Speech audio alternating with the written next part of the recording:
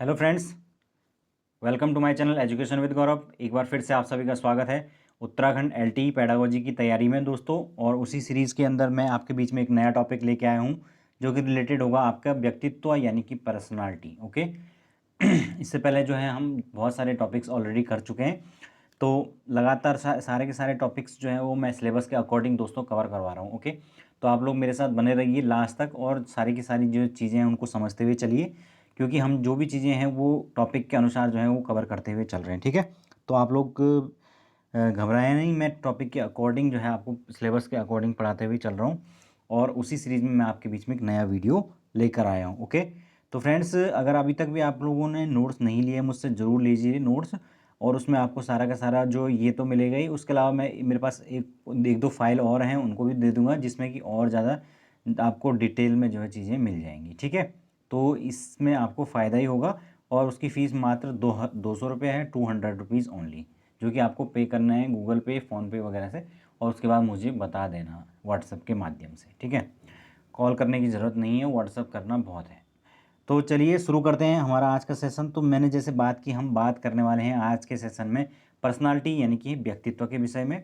तो friends, personality और व्यक्तित्व का जो टॉपिक है ये आपका काफ़ी इंपॉर्टेंट है, न केवल इस एग्ज़ाम के लिए बाकी बाकी कई जो एग्ज़ाम्स होते हैं टीचिंग के उसके अंदर ये पूछा जाता है। तो इसलिए आप लोग ध्यान से बने रहिए मेरे साथ लास्ट तक। तो सबसे पहले हम बात करेंगे जो शिक्षा होता है इसमें क्या क्या चीज़ें हैं उसको देखेंगे। शिक्षा का जो लक्ष्य होता है वो व्यक्ति का सर्वांगीण विकास करना होता है, तो ये हम पहले भी बात कर चुके हैं। अतः शिक्षा मनोविज्ञान में व्यक्तित्व और उसकी माप का जो है वो विशेष अध्ययन किया जाता है, यानी कि पर्सनालिटी और उसकी मैपिंग करने के लिए कुछ अलग अध्ययन या स्टडी की जाती है। अगर हम बात करें आरबी, कुछ परिभाषा देख लेते हैं। आरबी जो कैटल है उनके अनुसार व्यक्तित्व वह है जिसके द्वारा हम यह भविष्यवाणी कर सकते हैं कि कोई व्यक्ति किस परिस्थिति में क्या करेगा, है ना। तो व्यक्तित्व बेसिकली क्या है, वही चीज़ तो है कि कौन किस कंडीशन में कोई किस प्रकार से रिएक्ट करेगा, किस प्रकार से उसका रिस्पॉन्स होगा, ये सब डिपेंड करता है उसके व्यक्तित्व के ऊपर। यानी कि एक ही जैसी परिस्थितियों के ऊपर एक से ज़्यादा व्यक्ति अलग अलग प्रकार से रिएक्ट कर सकते हैं, तो ये सब उनके डिपेंड करता है उनके पर्सनालिटी, उनकी व्यक्तित्व के ऊपर। अब पर्सनालिटी का मतलब यहाँ पर शकल सूरत से ही नहीं होता है, उसमें ओवरऑल जो है सारा का सारा आपका चीज़ें होती हैं। फिर आपके पास है व्यक्तित्व के निर्धारित कारक या निर्धारण करने वाले उन कारक, यानी ऐसे कौन कौन से फैक्टर हैं जो आपकी पर्सनालिटी को डिसाइड करते हैं। तो उसमें आपका जैविकीय कारक आते हैं यानी कि बायोलॉजिकल फैक्टर्स आते हैं।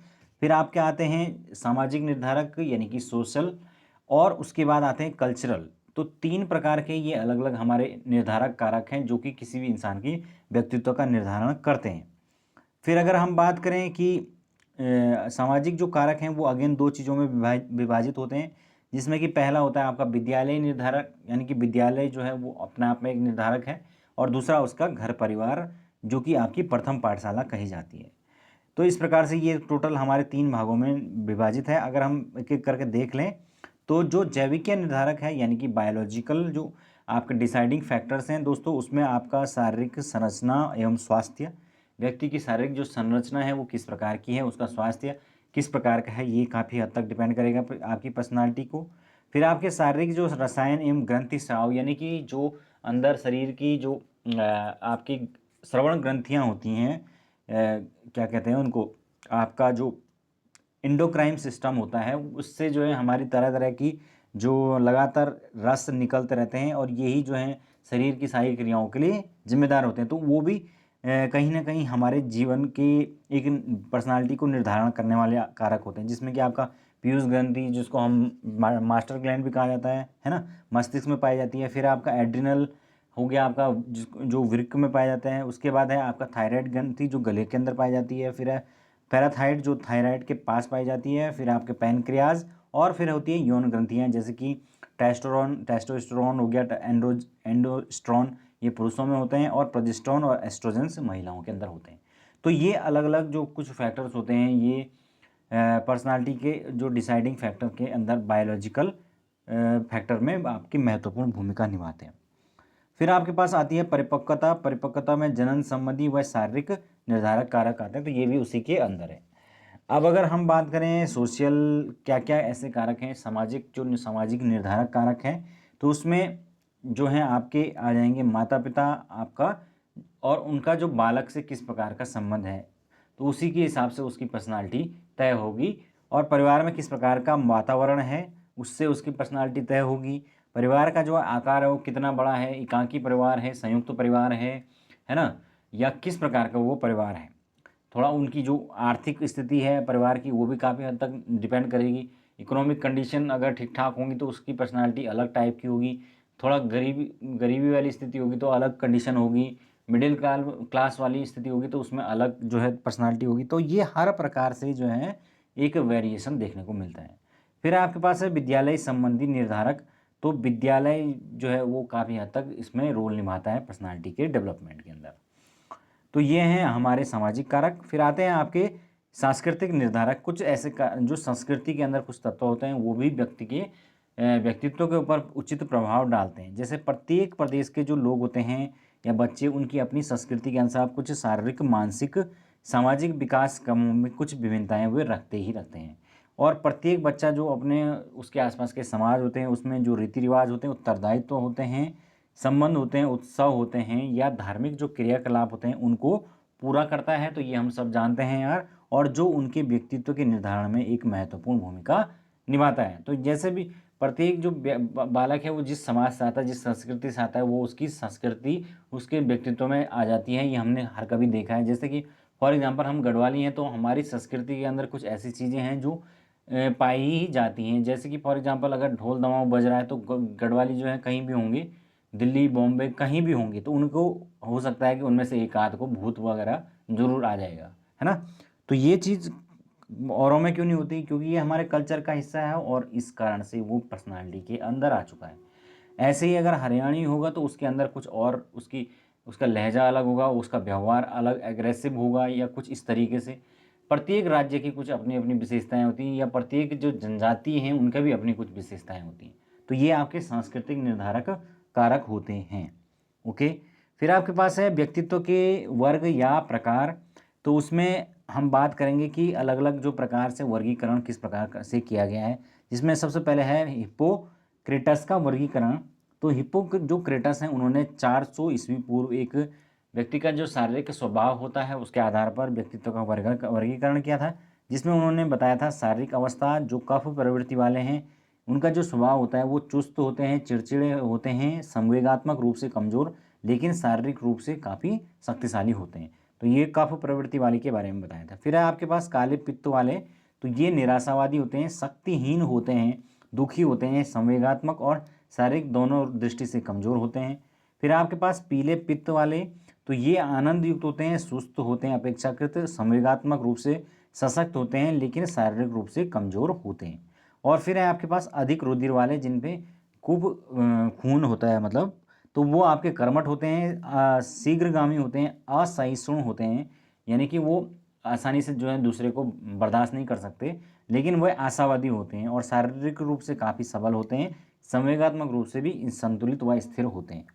फिर आपके पास है क्रेस्मर का वर्गीकरण। तो क्रेस्मर ने भी जो है अपना वर्गीकरण व्यक्तित्व संबंधी किया था शारीरिक संरचना के आधार पर। 1925 में उन्होंने अपना वर्गीकरण किया था।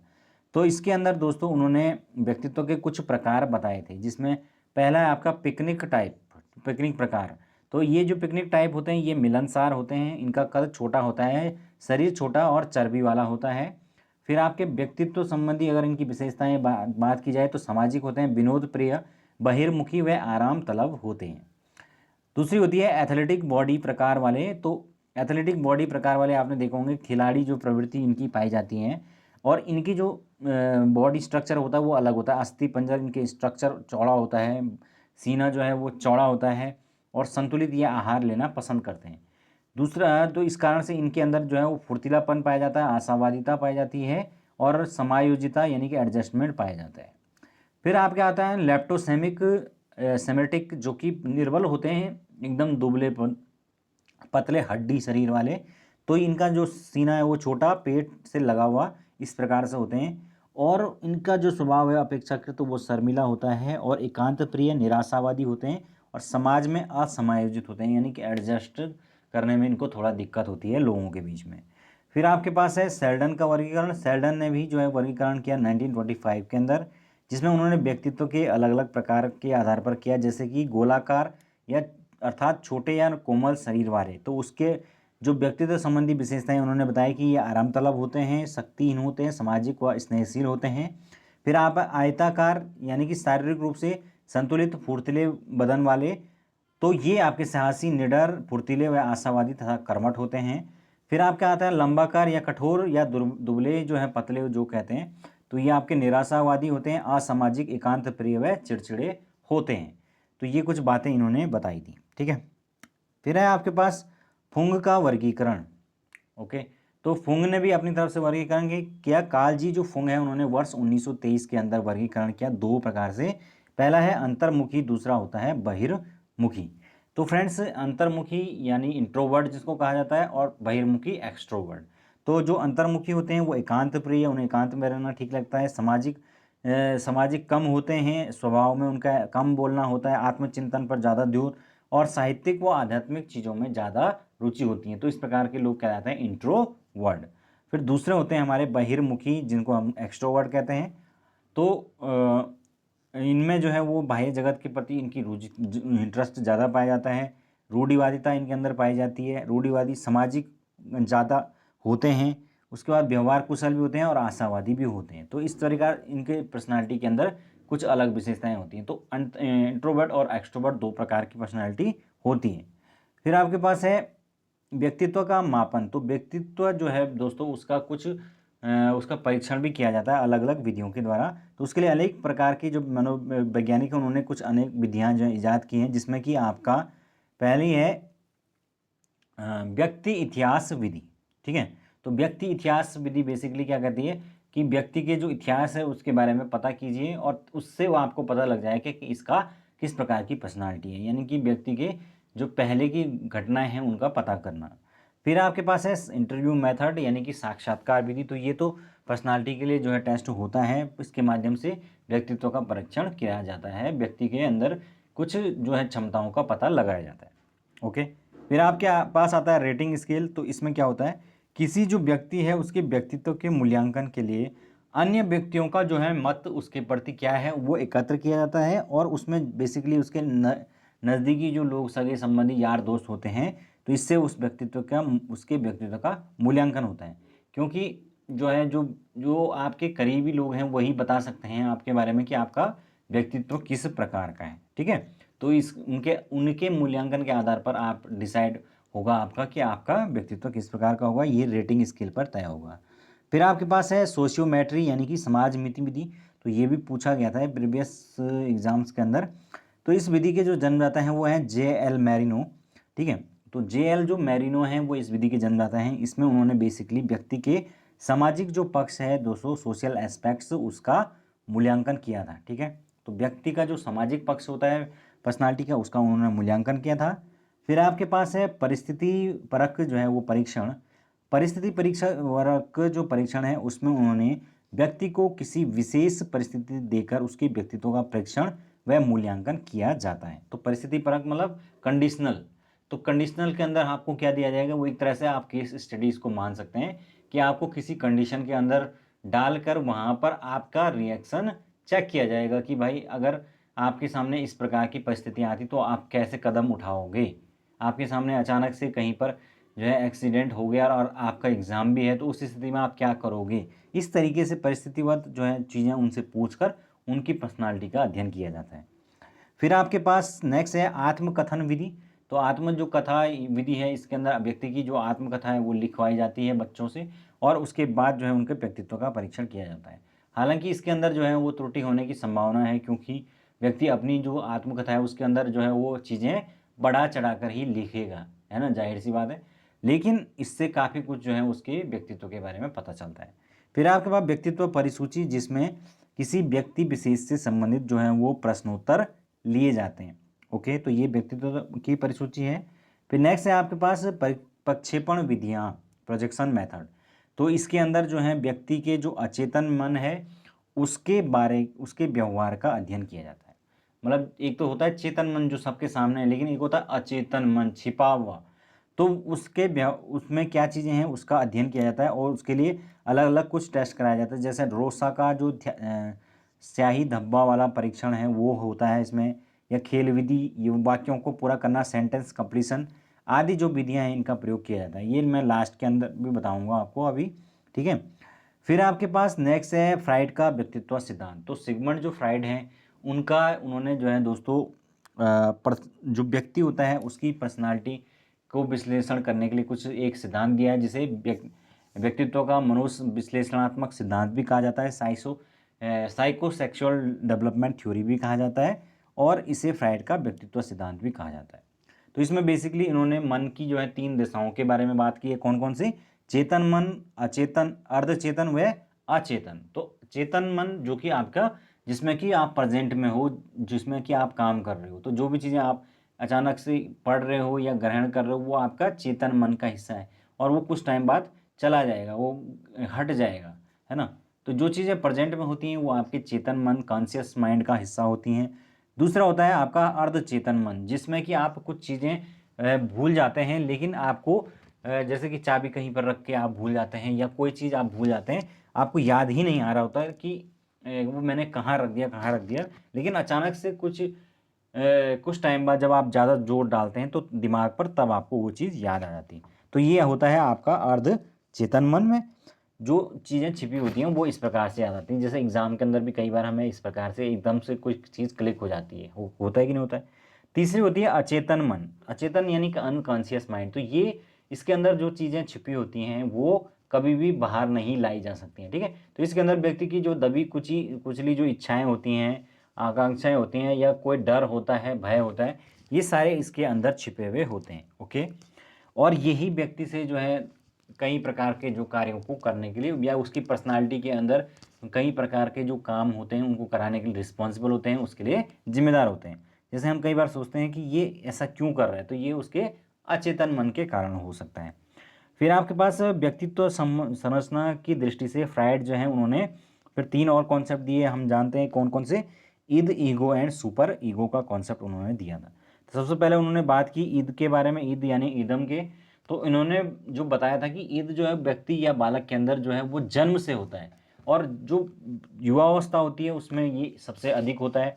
तो यहाँ पर बालक जो है हमेशा इच्छा पूर्ति करने में विश्वास रखता है। जो ईद है उसका जो मकसद है वो क्या है? आनंद प्राप्त करना, यानी कि किसी भी कीमत पर अपनी इच्छा पूरी करना। जब मार्केट में बच्चे जो है किसी चीज़ को देख के ज़मीन पर लेट जाते हैं तो उन्हें हर हाल में वो चीज़ चाहिए, चाहे उनके बाप के पास पैसा है कि नहीं है उससे उन्हें मतलब नहीं है।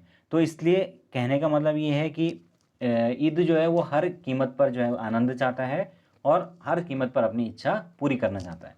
फिर आपके पास आता है ईगो। ईगो जो है हमारे व्यवहार पर नियंत्रण करता है, और जब हम थोड़ा बड़े होते हैं तो हमारे अंदर ये डेवलप होता है। तो यह हमारे जो ईद होता है और सुपर ईगो, इन दोनों के बीच में एक पुल का काम करता है ईगो, और यह इच्छाएं जो हमारी होती हैं और वास्तविकताएं, इनके बीच में संतुलन बनाए रखता है। क्योंकि इच्छाएं तो व्यक्ति की अनंत होती हैं, लेकिन उसकी जो आवश्यकताएं हैं वो क्या कहते हैं, जो वास्तविकताएं हैं वो क्या होती हैं, वो उससे अलग होती हैं, है ना। और वास्तविकताएं जो हैं उसी के उसमें और इच्छाओं के बीच में किस प्रकार से बैलेंस बना के रखें, ये आपका ईगो का काम होता है। फिर आपके पास आता है सुपर ईगो, ओके। तो सुपर ईगो जो है वो सबसे देर के अंदर जो है लास्ट स्टेज इसको कह सकते हैं, ये सबसे देर में व्यक्ति के अंदर डेवलप होता है, जिसको आदर्शवाद की स्थिति कहा जाता है। जब व्यक्ति सारे जो है जितने भी जो सामाजिक नियम है उनको मानने और उसी के अकॉर्डिंग चलने में विश्वास रखता है, इसमें व्यक्ति अत्यधिक सामाजिक होता है। उसके अलावा जो है उन्होंने फ्राइड ने एक और बात की, वो है लिबिडो। तो लिबिडो क्या है? इसे उन्होंने कहा कि ये काम शक्ति है, ठीक है। तो व्यक्ति के अंदर जो सेक्सुअल डिजायर्स होती हैं वही लिबिडो है, और इसकी यही जो है व्यक्ति के व्यवहार के अंदर जो प्रेम, प्यार, स्नेह और ये सारी चीज़ें, या किसी से लगाव, ये सारी चीज़ें आपके अंदर जो है वो काम कराने का काम कौन करता है? लिबिडो। और कई बार जो है लो लिबिडो की स्थिति में जो है वो इस प्रकार की जो इच्छाएं वो खत्म हो जाती हैं, कामुकता की इच्छाएं खत्म हो जाती हैं। तो इसी को उन्होंने पर्सनालिटी के निर्धारित कारकों के अंदर माना था फ्राइड ने। फिर उसके बाद इन्होंने बात की स्वयं मोह यानी कि नार्सिज्म।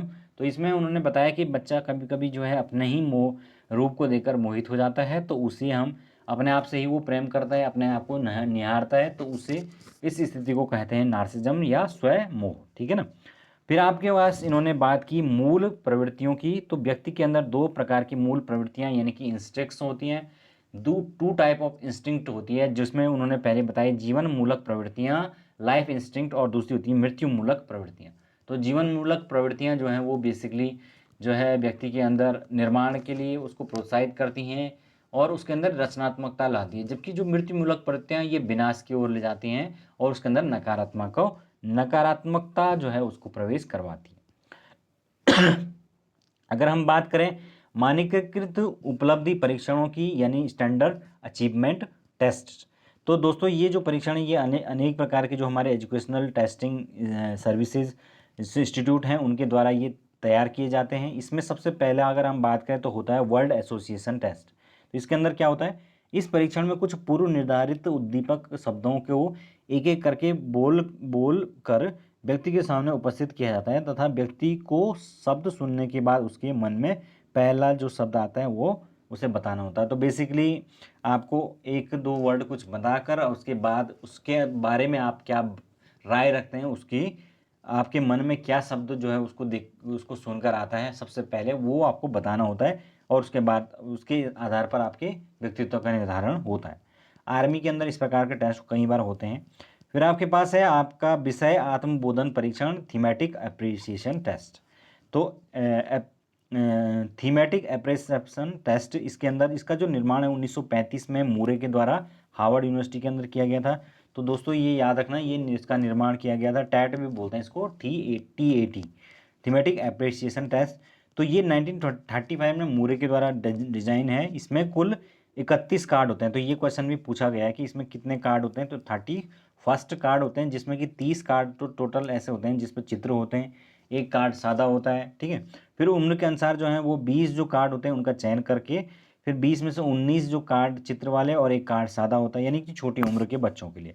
फिर आपके पास 2 सेशन के जो 10-10 जो कार्ड देकर व्यक्ति को उसके आधार पर कहानी लिखने को कहा जाता है। तो इन कार्डों में अलग अलग प्रकार के चित्र बने होते हैं और उन चित्रों को देखकर किस प्रकार से आप सोच सकते हैं, इमेजिन करके जो चीज़ आपके दिमाग में है वो चीज़ आप लिख सकते हैं उस कहानी के अंदर। तो यही होता है आपका TAT। तो बेसिकली ये टेस्ट जैसे कि अगर एक कोई भी चीज़ आपके सामने प्रस्तुत की जाए धुंधली रूप में, तो आप प्रत्येक जो व्यक्ति होगा वो उसको देखकर क्या लगाएगा, अपना अपना अनुमान लगाएगा और उसी के आधार पर उसकी कहानी गढ़ेगा, ठीक है। तो यही होता है TAT। फिर आपके पास है सेंटेंस कंप्लीशन टेस्ट। तो SCT इसको कहा जाता है। तो इसमें कुछ अधूरे वाक्य दिए गए जाते हैं और व्यक्ति को उन अपने अनुभवों के आधार पर उन अधूरे वाक्यों को अपने अनुभवों के आधार पर पूरा करना होता है, ठीक है। फिर नेक्स्ट है आपके पास रोसांक परीक्षण यानी रोसांक टेस्ट। इसमें इसका जो प्रतिपादन है वो स्विट्जरलैंड के मनोवैज्ञानिक हरमन रोसांक ने 1921 में किया था। तो ये हम सब जानते हैं। तो ये याद रखना है आपको कि रोसांक टेस्ट ये भी बहुत इंपॉर्टेंट है। इसमें टोटल 10 कार्ड होते हैं। तो ये भी याद रखना, इसमें 10 कार्ड होते हैं, जिसमें कि पाँच जो कार्ड होते हैं वो ब्लैक एंड वाइट स्याही के जो धब्बे होते हैं और 5 जो कार्ड है उस पर कलर मतलब धब्बे होते हैं। तो रोसांक का जो है वो स्याही धब्बा परीक्षण भी इसको कहा जाता है। प्रत्येक जो कार्ड होता है उसमें एक एक करके उस व्यक्ति को दिया जाता है जिसका व्यक्तित्व हमें मापना होता है, ठीक है। तो जो भारतीय हमारे जो विश्वनाथ बनर्जी हैं उन्होंने भी इसी प्रकार के एक टेस्ट का निर्माण किया था, ठीक है। फिर नेक्स्ट है आपके पास व्यक्तित्व की जो विशेषताएं। तो व्यक्तित्व जो है किसी भी इंसान का उसके कुछ विशेषताएं होती हैं, उसके अंदर कुछ विशेषताएं निहित होती हैं। तो वो कौन कौन सी विशेषताएं हैं?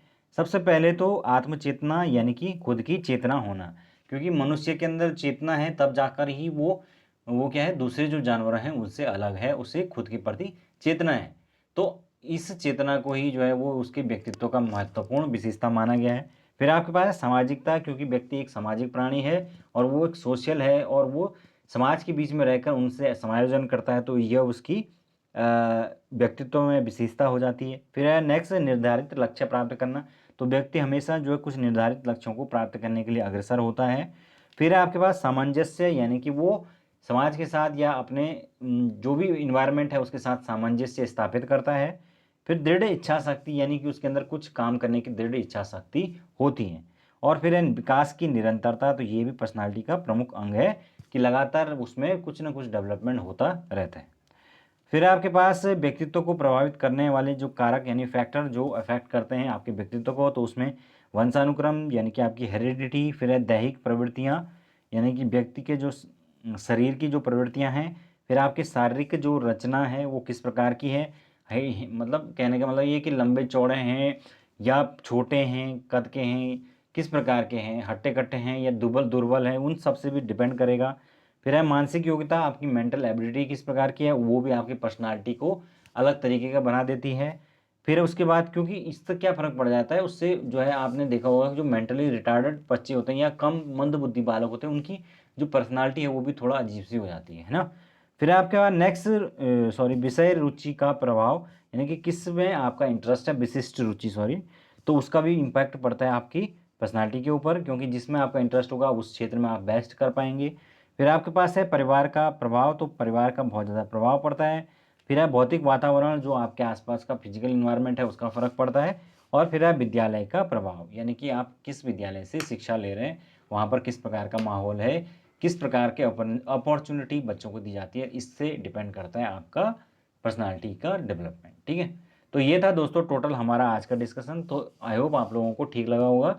ठीक लगा तो भाई जो लाइक कर दीजिए, जो भी नए यूजर्स आ रखे हैं वो चैनल को सब्सक्राइब करके बेल आइकन दबा दें। ठीक है, क्योंकि आने वाली जो वीडियोज़ हैं उनकी नोटिफिकेशन आपको तभी मिलेगी, और सारी जो नोटिफिकेशन है वो आप तक मिल जाए, ताकि आप सारी वीडियोज़ को देख लें। ठीक है, तो ठीक है, अभी के लिए इतना काफ़ी है। जल्दी मिलते हैं एक नए टॉपिक के साथ। Thank you so much, good night.